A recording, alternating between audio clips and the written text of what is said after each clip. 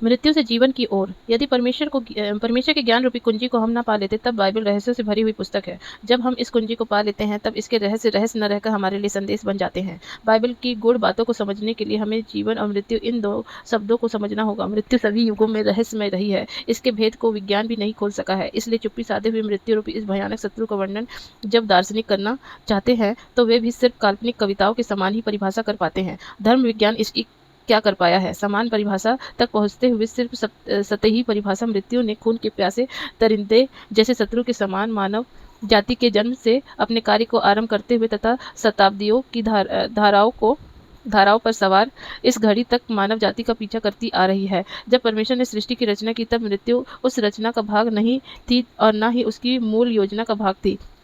शारीरिक मृत्यु भी परमेश्वर तथा मनुष्य की शत्रु। पहला कुरिन्थियों 15:23 में बाइबल कहती है, सबसे अंतिम बैरी जो नाश किया जाएगा वह मृत्यु है। इसके पहले कि हम मृत्यु की वास्तविकता को समझें, हमें मनुष्य की वास्तविकता को समझना आवश्यक है।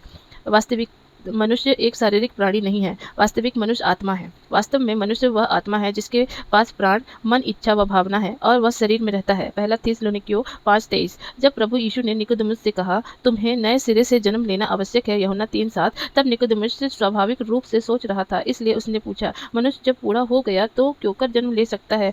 क्या वह अपनी माता के गर्भ में दूसरी बार प्रवेश करके जन्म ले सकता है? तब प्रभु यीशु ने कहा, जो शरीर से जन्मा है वह शरीर है और जो आत्मा से जन्मा है वह आत्मा है। यूहन्ना 3:4-6। नया जन्म मनुष्य की आत्मा के नए जन्म के संदर्भ में कहा गया है। वास्तविक मनुष्य की आत्मा है। आत्मा प्राण मनुष्य की बुद्धि, भावनाएं और इच्छा के द्वारा कार्य करता है। यही प्राण हमारे शरीर की सारी गतिविधियों का संचालन है। जैसा कि हम देख चुके हैं कि मनुष्य जो आत्मा है और उसका प्राण उसके शरीर में रहता है। शारीरिक मृत्यु के समय मनुष्य की आत्मा और प्राण उसके शरीर को छोड़ देते हैं और अंतकालीन स्थान में चले जाते हैं। लूका 16:19-24 में प्रभु यीशु मसीह ने लाजर और धनवान व्यक्ति के अनुभव को बताया है। लूका 16:19-24। एक धनवान मनुष्य था जो बैजनी कपड़े और मलमल पहनता और प्रतिदिन सुख विलास और धूमधाम के साथ रहता था, और लाजर नाम का एक कंगाल घावों से भरा हुआ उसकी देवड़ी पर छोड़ दिया जाता था, और वह चाहता था कि धनवान की मेज पर की जूठन से अपना पेट भरे, वरन कुत्ते भी आकर उसके घावों को चाटते थे। और ऐसा हुआ कि वह कंगाल मर गया और स्वर्गदूतों ने उसे लेकर इब्राहिम की गोद में पहुंचाया।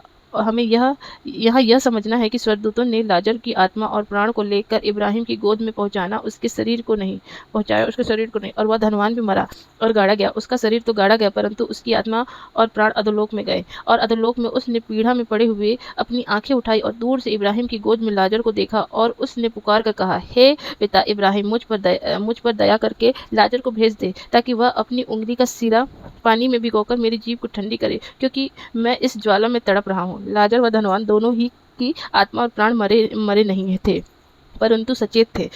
मनुष्य किसी पशु के समान मरकर नाश नहीं हो जाता, जैसा कि कई लोगों का विश्वास है, और न ही मनुष्य की मृत्यु के बाद आत्मा व प्राण का सो जाना जैसी कोई स्थिति है। बाइबल में 3 प्रकार की मृत्यु का वर्णन है। इन मृत्यु को हमें समझना है: आत्मिक मृत्यु, शारीरिक मृत्यु और अंतकालीन मृत्यु या दूसरी मृत्यु, अर्थात गंधक और निरंतर जलने वाली आग की झील में डाल दिया जाना। सबसे पहले आत्मिक मृत्यु इस संसार में आई आदम के पाप के करने के द्वारा, और तब से मृत्यु ने शरीर को नाश करने के द्वारा अपने आप को प्रकट किया। जब परमेश्वर ने आदम को आज्ञा दी, पर भले या बुरे के ज्ञान को जो वृक्ष है उसका फल तू कभी न खाना, क्योंकि जिस दिन तू उसका फल खाए उसी दिन अवश्य मर जाएगा। उत्पत्ति 2:17। परमेश्वर ने यहाँ पर शारीरिक मृत्यु के विषय में नहीं, परंतु आत्मिक मृत्यु के बारे में कहा था। अर्थात जब आदम ने परमेश्वर की आज्ञा नहीं मानी, तब उसकी आत्मिक मृत्यु हुई, और आज्ञा न मानने के कारण उसने जो पाप किया, उस पाप के कारण बाद में उसकी शारीरिक मृत्यु हुई। शारीरिक मृत्यु उसी नियम का परिणाम है जो प्रत्येक मनुष्यों में काम करता है। पौलुस उसे पाप और मृत्यु की व्यवस्था कहता है। रोमियो 8:2। यदि मनुष्य की आत्मिक मृत्यु ना हुई होती तो उसकी शारीरिक मृत्यु भी कभी ना होती। आत्मिक मृत्यु का अर्थ है परमेश्वर से अलग होना। जिस क्षण आदम ने परमेश्वर की आज्ञा ना मानने का पाप किया, वह उससे अलग हो गया। जब हमेशा की तरह दिन के ठंडे समय में परमेश्वर आदम के साथ घूमने फिरने या वह बातचीत करने आया और आदम को पुकारा, आदम तू कहाँ है? तब आदम ने उत्तर दिया, मैंने अपने आप को छिपा लिया। छिपना परमेश्वर से अलगाव को दर्शाता है।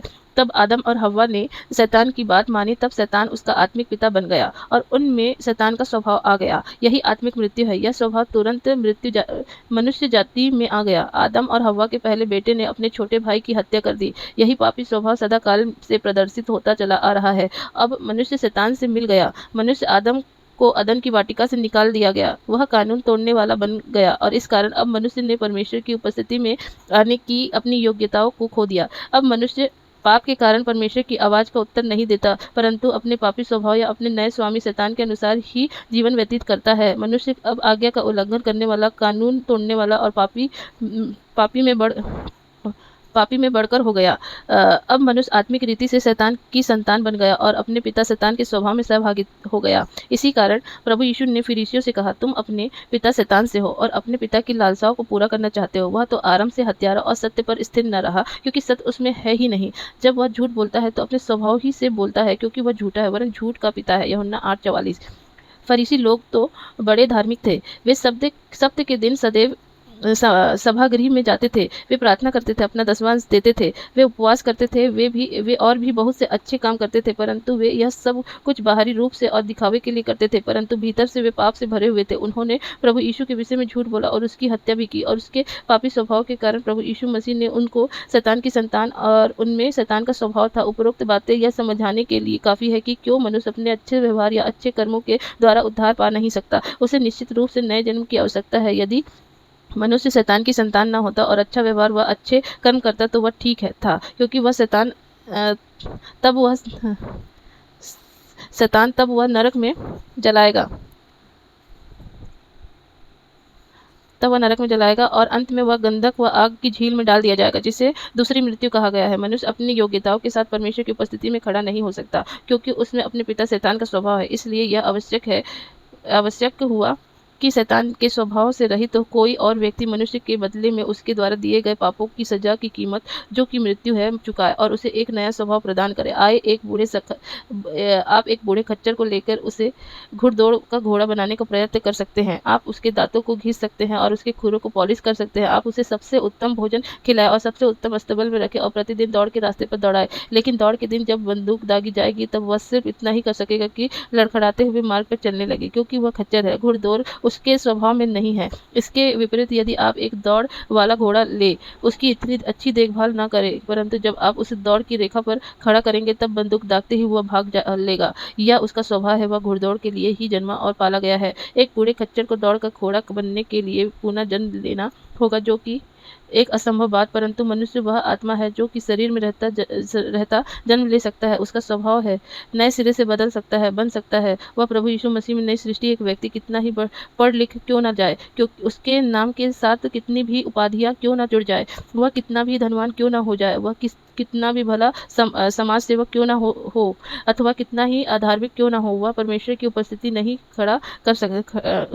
में नहीं खड़ा हो सकता है, क्योंकि उसका स्वभाव दोषपूर्ण है। आज मनुष्य खोया हुआ है, इसलिए नहीं कि वह क्या करता है, परंतु इसलिए कि वह क्या है। मनुष्य जो कुछ करता है वह उसके अनुरूप ही करता है। मनुष्य को परमेश्वर से जीवन चाहिए, क्योंकि वह आत्मिक रूप से मरा हुआ है। परमेश्वर का धन्यवाद हो, मसीह ने हमें आत्मिक मृत्यु से छुड़ा लिया है। यूहन्ना 5:26। क्योंकि जिस रीति से पिता अपने आप में जीवन रखता है, उसी रीति से उसने पुत्र को भी यह अधिकार दिया है कि अपने आप में जीवन रखे। दूसरा आदम अर्थात प्रभु यीशु मसीह में मृत्यु का स्वभाव नहीं था। जैसा हमारा जन्म हुआ है वैसा उसका जन्म नहीं हुआ था। उसमें मृत्यु का आत्मिक स्वभाव नहीं था, जो कि शैतान का स्वभाव है। इस पर भी बाइबल इब्रानियों 2:9 में कहती है कि उसने हर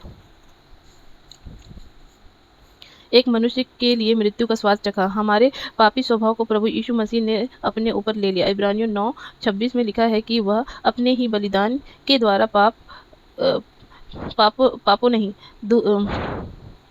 में लिखा है कि वह अपने ही बलिदान के द्वारा पाप दूर कर दे। उसने हमारे पाप के स्वभाव को अपने ऊपर लिया, अर्थात आत्मिक मृत्यु का स्वभाव, ताकि हम अनंत काल का जीवन पाए। प्रभु यीशु ने कहा, चोर किसी और काम के लिए नहीं, परंतु केवल चोरी करने और घात करने और नष्ट करने को आता है। मैं इसलिए आया कि वे जीवन पाए और बहुतायत से पाए। यूहन्ना 10:10। प्रभु यीशु ने यह भी कहा, मैं तुमसे सच सच कहता हूँ, जो मेरा वचन सुनकर मेरे भेजने वाले की प्रतीति करता है, अनंत जीवन उसका है और उस पर दंड की आज्ञा नहीं होती, परंतु वह मृत्यु से पार होकर जीवन में प्रवेश कर चुका है। यूहन्ना 5:24। प्रभु यीशु हमें आत्मिक मृत्यु से छुड़ाने आया। परमेश्वर के वचन का उल्लंघन करने के कारण आदम को जीवन के वृक्ष के फल से वंचित कर दिया गया। प्रकाशित वाक्य 2:7 के अनुसार वे सभी जो परमेश्वर के वचन को स्वीकार करते हैं तथा मानते हैं जीवन के वृक्ष के पास वापस लाए जाते हैं ताकि वे जीवन के वृक्ष का फल खाने पाए। नया जन्म धीरे धीरे प्राप्त नहीं होता, यह तुरंत मिल जाता है। यह परमेश्वर का वरदान है और जिस क्षण हम विश्वास करते हैं उसी क्षण हम इसे प्राप्त कर लेते हैं। इफिसियों 2:1 में लिखा है, तुम अपने पापों और अपराधों में मरे हुए थे। यह आत्मिक मृत्यु है। उसने तुम्हें जिलाया अर्थात जीवित किया है। 8 व 9 पद आपको बताएंगे कि यह कैसे हुआ।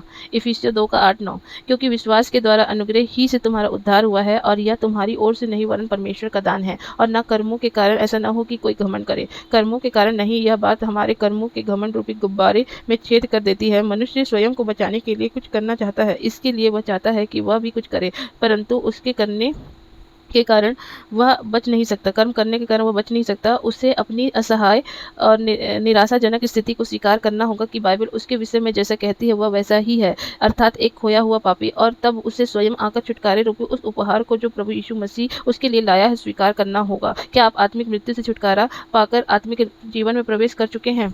क्या परमेश्वर आपका पिता है? क्या आप स्वर्ग की ओर देखकर कह सकते हैं, हे परमेश्वर पिता? क्या उसका आत्मा आपकी आत्मा में होकर गवाही दे रहा है कि आप परमेश्वर की संतान हैं? क्या पवित्र आत्मा आपकी आत्मा के साथ मिलकर पुकार सकता है, हे अब्बा, हे पिता? यदि आपका नया जन्म हो चुका है तो आप हे अब्बा, हे पिता कह सकेंगे। यदि आपने नए जन्म का अनुभव प्राप्त नहीं किया है तो आज ही प्रभु यीशु मसीह को अपने व्यक्तिगत उद्धारकर्ता के रूप में ग्रहण करें। रोमियो 8 का 14 से 16, इसलिए कि जितने लोग परमेश्वर की आत्मा की चलाए चलते हैं वे ही परमेश्वर के पुत्र हैं। क्योंकि तुमको दासवत की आत्मा नहीं मिली कि फिर भयभीत हो, परंतु लोपा ललकपन की आत्मा मिली है कि जिससे हे अब्बा, हे पिता कहकर पुकारते हैं। आत्मा आप ही हमारी आत्मा के साथ गवाही देता है कि हम परमेश्वर की संतान हैं। आमीन।